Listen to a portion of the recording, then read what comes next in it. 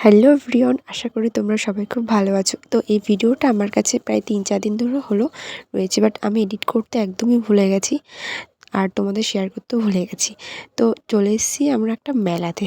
তো এখানে যারা নবদ্বীপে থাকো নিশ্চয়ই এই প্যান্ডেলটা শুনেছো ভীষণ ফেমাস হয়েছে। তো আমি আর দেরি না করে পারলাম না, চলে গেলাম দেখতে প্যান্ডেলটা।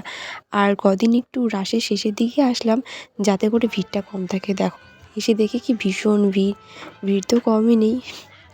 তো চলো দেখা যাক প্যান্ডেলটা ভেতরে কেমন হয়েছে, তো সব তোমার সাথে শেয়ার করি।